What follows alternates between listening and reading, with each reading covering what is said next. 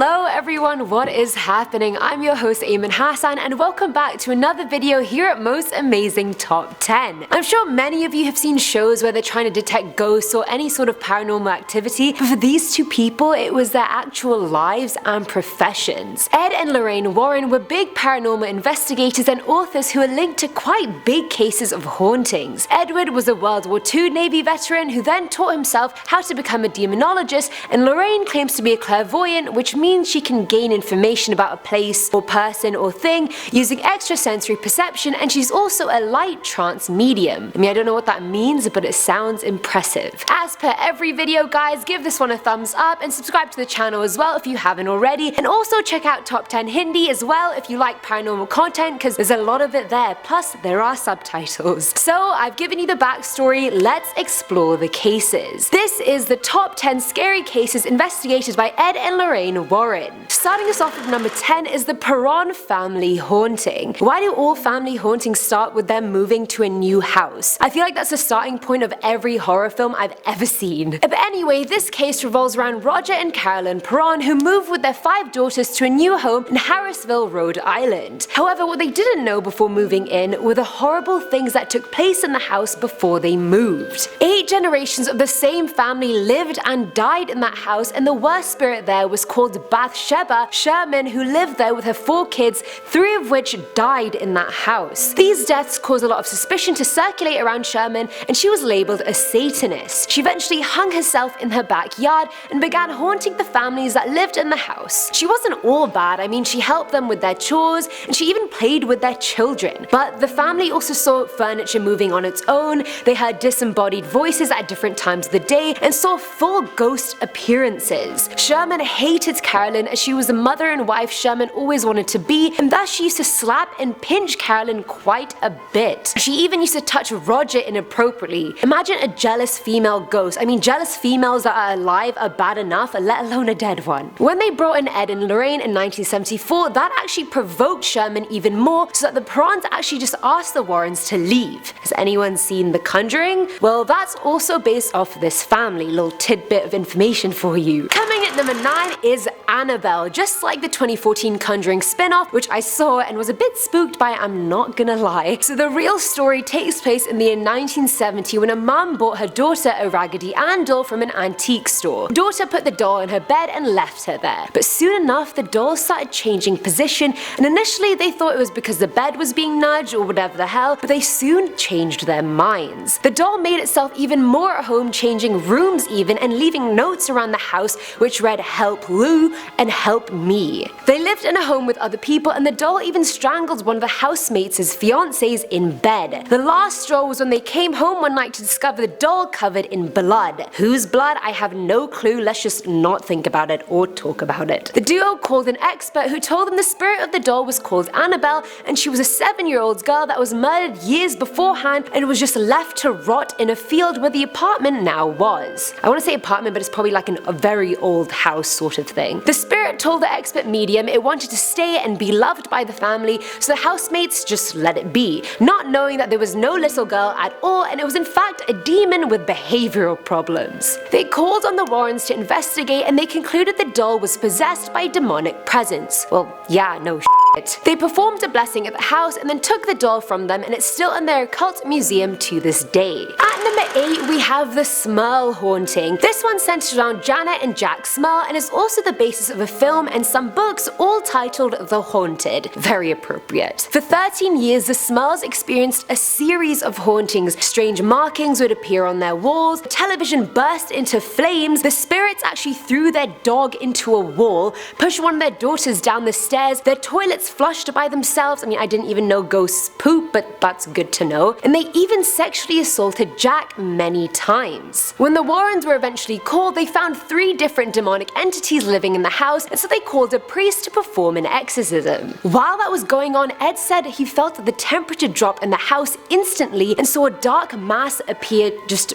randomly. The entities even wrote "Get Out" on a mirror for the Warrens, and he apparently has a lot of audio tapes of the knocking sounds made by the demons. The American Society of Psychical Research said the whole case was a fad, but what do you guys think? Let me know in the comments below. Filling our number 7 slot is the trial of Aunt Cheyenne Johnson. Now this was the first case in America to use the devil made me do it defense in a murder trial. Back in 1981, Johnson went for dinner with his fiancée Debbie and their landlord Alan Bono, amongst others. All of a sudden, Johnson started stabbing Bono with a pocket knife and he ultimately died. In his trial, Johnson pleaded not guilty because he claimed he was possessed when the murder took place, incited his connection with Debbie's brother David, and called the Warrens to the trial to testify. A year prior to the murder, David started seeing demons that looked a bit like the Thing from Insidious. There was no explanation at all for the bruises and scratches all over his body. Johnson and Debbie got a priest, but this only angered the spirit even more and made David speak in multiple voices and hiss. He said he felt like he was being choked by something and he had red marks on his neck even though no one was touching him. They called the Warrens, who dispelled the demons from the boy's body, but then they actually went into Ann's body instead. After teaming up with the Diocese of Bridgeport and some priests, they got rid of 40 demons in David's body. The court still found Ann guilty of first-degree manslaughter, and he was in jail, but I think he's released now. Now at number 6 is the Union Cemetery case. If it's a cemetery, you may as well assume it's haunted before you even go there. The cemetery is located in Connecticut and is said to be one of the most haunted cemeteries in the US. It is home to the White Lady, who is said to be a ghostly apparition that used to rise out of the gravestones and hover around. And obviously White Lady because she wears either a wedding dress or a white nightgown. Many identify her to be the ghost of Harriet R. Seeley, who died in 1853. They say she haunts the cemetery looking for her son, who she lost during childbirth 1 week before her death. Some people visiting the cemetery found this gravestone and reported it being the only one in the whole cemetery that was knocked over out of the ground. Ed and Lorraine visited the graveyard, and according to Ed, he captured a picture or video of the actual ghost, which many have disputed. The Warrens even wrote a book including this case called Graveyard: True Hauntings from an Old New England Cemetery. Is this a hoax? Is it not? I don't know how they captured it on video. I actually haven't seen the video, but if you guys have, let me know if it's real or not. Coming at number 5 is a haunting in Connecticut. There's a lot of controversy around this one about whether the events were true, false, or simply very overly exaggerated, but they were still credible enough to be immortalized in the film The Haunting in Connecticut. In 1986, Al and Carmen Snedeker moved a house to be closer to the hospital that was treating their son. See, I told you it's always when people move house when something goes wrong. The house was formerly a funeral home with a graveyard outside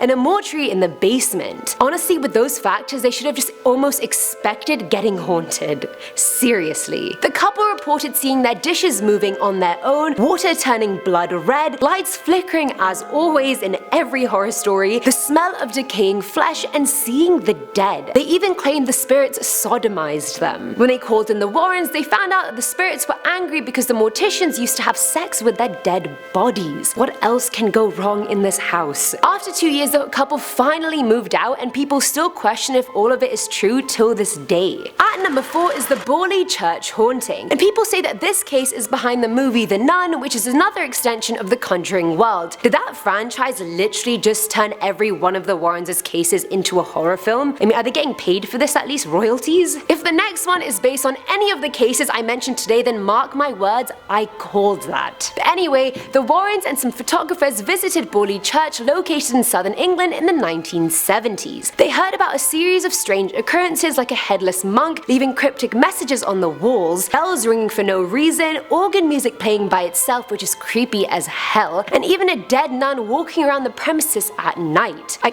This is giving me goosebumps just thinking about it and talking about it. They ended up finding the ghost of a nun who was buried alive in the brick walls of the church because she was having an affair with one of the monks. That's a harsh punishment. They apparently caught the ghost of this nun praying on their camera. I didn't even watch the movie The Nun because Valak's face was scary enough. I don't need to sit through an hour and a half of jump scares with her face in it. Filling in our number 3 slot is the demonic werewolf. This case took place in Essex and centers around Bill Ramsey. Now, by the age of 9, Bill was already showing demonically possessed werewolf tendencies, whatever those look like. He used to try and bite his family before having seizures, and he was also endowed with impossible superhuman strength to the point he managed to rip out a post right from its concrete dwellings. At the age of 9, that is a feat. After this, he grew up, got married, had a few kids, and nothing was out of the ordinary until he started having nightmares and waking waking up to the panting of an animal, which he soon realized was actually coming from himself. He even admitted himself into an institution after he started craving blood, showing symptoms of rage like baring his teeth, curling his hands into claws, growling and barking, etc. And while he was there, he even attacked one of the nurses, as if more things couldn't go wrong for this guy. Years later, he also attacked a police officer with a force no one had ever seen before, and it took 6 more officers to hold him down. The Warrens were called after Bill told people to lock him up for his protection and the protection of others. Good guy, Bill. They called on priests to exorcise Bill, and he's been fine ever since. Now at number 2 is the Enfield haunting. This case took place back in 1977 in Brimsdown, England, and it revolves around the Hodgson family, and it also is the basis of The Conjuring 2. Told you, all the films, these cases. It started by Peggy Hodgson claiming her kids kept seeing furniture moving by itself and their toys being thrown about their room. Janet, her daughter, saw her dresser literally slide across the ground on her floor. They started hearing knocking coming from all over the house, especially from rooms that were empty. When the family finally called the police, the officers saw it for themselves. They witnessed chairs moving by themselves and lights flickering on and off. Legos were thrown around the room and were hot to the touch. Coins would drop out of nowhere, they'd hear barking when they didn't even have a dog, and their clothes used to be flung off of tabletops. The worst incident was when the iron fireplace was ripped out of the wall. Iron ripped out of the wall, people. A lot of people didn't believe them, but when the Warrens showed up, they felt a demonic presence instantly. However, unlike the movie, they never performed an exorcism or anything like that. 2 years later, the hauntings mysteriously just stopped, and thank God. I don't even know how they still continued living in that area. I would move house straight away. And finally, at number 1 is the Amityville case, also known as the American Murder House. And this is at our final spot because it's probably their most famous case ever, and it's also the basis of the franchise of movies called the Amityville Horror. So this case is about the Lutz family who lived in Amityville, Long Island for a total of 28 days. I mean, hence the name of the case. I mean, it's pretty straightforward. A year prior to the Lutz moving there, it was home to the DeFeo family. In November 1974, one early morning, 23-year-old Ronald DeFeo Jr., who was one of the children, went around his house from room to room and shot both his parents to death and then killed 4 of his siblings as well. He claimed he kept on hearing voices in the house telling him to murder his siblings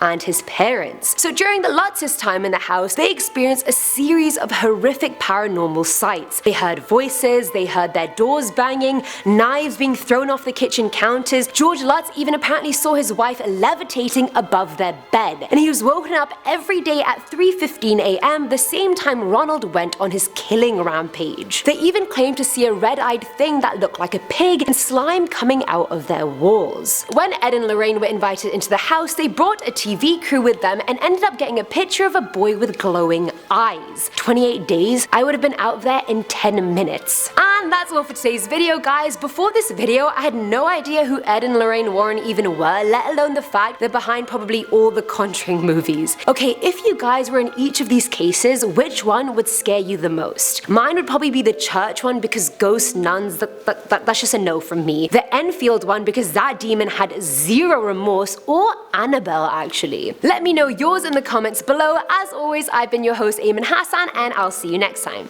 Bye!